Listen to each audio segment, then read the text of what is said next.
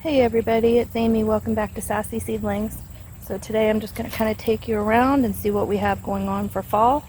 We're now into late October and I have a lot of fall crops planted that should do pretty well here in my area of North Carolina. And I have some protection on a lot of my containers and beds just to keep the squirrels from digging things around. In this first container I have lettuce and cabbage. And right next to it, I have kale that's gotten a good start. I just tie the tulle fabric on here, and critters don't like it. Their nails would get caught, so they don't really mess with it. It gives great protection, just to keep things from digging around. So let's see what else we have here. Got another container with some onions and spinach and cabbage. And then I have some dill. I actually took the tulle up a little bit to give it some more height.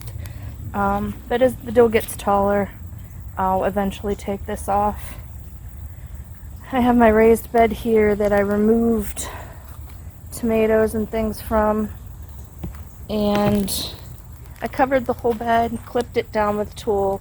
I left the leaves in here so they can compost down over winter, but I had a lot of extra cabbage, so they went in here, and they should do fairly well. This is a cooler weather crop, and I'll cover them if the temperatures are supposed to go down to freezing, but otherwise I'm hoping to see what we can do with this cabbage harvest. Over here, this is one of my 18-gallon totes, and I have a couple varieties of lettuce and spinach in here. Again, I have the tulle on to keep the squirrels from digging things up and give everything a good start here, but everything's doing really well. Okay, up near my deck I have some more cabbage that has gotten a good start, and here's some lettuce, and I think a kale in here, and I also have some dill that's growing. These are protected as well, as you can see. People would think, why do you have two small cabbages in a planter like that? They'll be smaller if they make it, and that's okay. It's more of an experiment. But I have more stuff growing in my greenhouse, and I'll show you that right now. Okay, here we are in my 6x6 greenhouse. And I have a couple different varieties of cucumber growing in here. We have kale and some cucumbers, kale and cabbage, cabbage and dill. Here I planted some snap peas and have a trellis for them to go up. Peas can even take a frost, so they should do great in here. I have some moss rose flowers in with a few cabbages, and here's some onion and cabbage. I have other things that will be coming in here. Let me kind of reposition myself. My floor is mulch, and the reason I did that, it's a good layer, quite a few inches, because this is uneven ground. It's sort of on a slope. Due to how much water we get when it rains, and my knee. I can't come in here twisting all over the place and sliding, so this just gives us good footing. And right now I have these containers along the side. There's a door over there. There's an outer door and then a screen door. And here I have shelving. That's where I'll put smaller plants that I want to winter over or just protect from frost, and a few more things over here. I always keep a fly strip in there for the annoying little gnats and things we might get. Right now it's significantly warm in here, but I needed to start moving stuff in. You don't want to wait until they're calling for a frost and you're at work and not able to get all your plants taken care of. But you've probably caught parts of this greenhouse in other videos. I want to say it's almost 7 foot high, but it's roughly 6 by 6. It's a pop-up greenhouse, pops up like a tent. I did catch the screen there in a weed whacker, which kind of sucks, but I'm still able to use the screen door. And the outer doors roll to the side and Velcro there. So during the winter months, obviously we're not worried about using the screen doors, but the outer doors give pretty good protection. And there are areas in there where I can run an extension for light or whatever I need. This will be an unheated greenhouse, so there will be no supplemental heat. It will be whatever it is able to get from the sun during the day. I might put some water jugs in there to kind of hold heat from the sun during the day and release it at night, but this is just a very small setup. I have another greenhouse here, which I'm quite sure you've seen in passing in some of my videos, and it is right up against the house. It has a door that rolls up, and it has a window on either side. It's mainly been open all summer. You could see these are all the pots and trays and things from everything I had started, so it needs cleaned out. And basically during the winter, this will be used to overwinter pepper plants I want to keep alive. They'll go dormant and be second year plants next year, because we live in a climate where we do get winter, not as rough as the north where we used to live in Pennsylvania, but we're in zone 7B. And I'll be able to use this, like I say, protect some plants, and then in spring we'll start some seeds here. Over here on the other side of my deck, I do have some, I think it's Cocazelle squash or Caserta zucchini. I didn't leave tags. I had started these and thought we'll see how far we get, and I'll keep them covered, see if we can get a harvest. That is a regular zucchini here, and this is just sort of a little test bed. There's a few flowers in here as well, but we'll see how these are going to do. Walking back over toward the garden, my poblano pepper has done excellent all season. It is still going strong, no signs of disease or anything. So once we're pretty sure we have no choice, this will get wintered over in either greenhouse. We will cut that down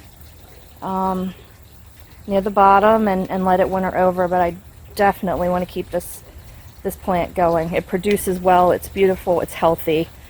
These are the kind of plants that if you're able to and have a place for them, you want to winter over. You won't have to start them from seed, and you're going to get a harvest a lot faster. The celery is doing good. It likes cool weather. It will winter over. It will be fine. I will probably try growing some more of that next year. My Chinese 5-color, it was the only one that I had. It has done fairly well. We'll see how much longer I can get a harvest off of that. I may try wintering it over. I'm definitely going to overwinter my cayennes, and we have the Tabasco that's doing very well. I will overwinter that as well. And then we have the Scotch bonnets.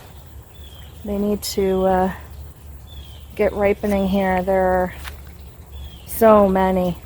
They just need to get at it here. But the Reaper, I have harvested quite a few off the Carolina Reaper. More to go. And these two plants will definitely be overwintering in the greenhouse. I just can't believe the production on this. Let's just see how many we can get to where it's actually ripe. I have my cinnamon basil, which is still going. It's a wonderful smell. It's hanging in there. The frost will take it out. I might take some clippings and keep it going. A little easier than starting from seed, but just to have some indoors. I did cut down parsley that we had. Corn's all gone, as you can see. Pretty deep roots I have to dig up, but around the garden I still have plenty of peppers. Just waiting. Got to water some things, but a lot to be harvested yet. Season has changed, definitely. Leaves are falling everywhere. So I need to get the bag on the mower. We need to get that stuff going over there to the compost bin. But I just love to see these petunias just flourishing. Look how green and beautiful they are. And it's a shame you have to wait until some of your pests' life cycle ends to get some of these to make a second flush. I have beans where I had some melons. I have things that still like to eat them, but we've gotten a decent harvest. They'll be getting pulled pretty soon. I've been collecting seeds from miscellaneous flowers that I have everywhere. The change of the seasons is necessary, but it's kind of sad to see all the lush green growth go and things dying back. This was so full I could barely walk through it. The mint is having a good time, getting covered in leaves, but it is also just flourishing. This is chocolate mint, a real favorite of mine. I would, even if you don't like mint for flavoring, I would have this in a container. That way you can control the growth. Have it just to brush up against for the scent. That's just awesome.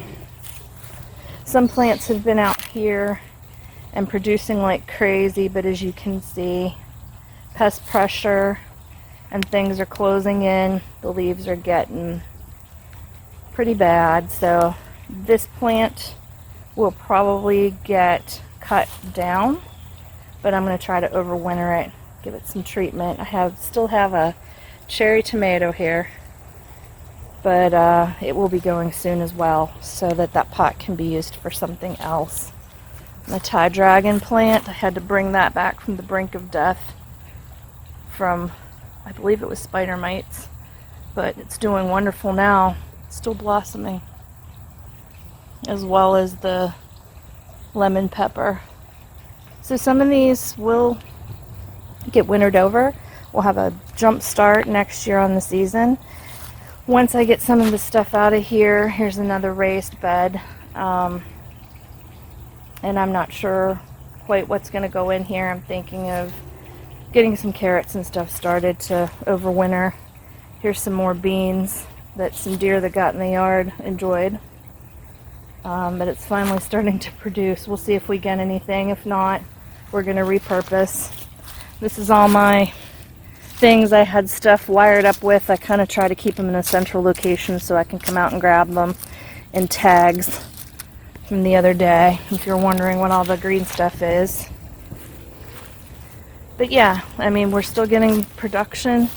These peppers are going to go until frost kills them, or I trim them down and move them elsewhere. Not everybody's going to make the cut, but quite a few will. There's peach-a-doo, hot pepper. And over here, I still have Bulgarian carrots and chamayo peppers.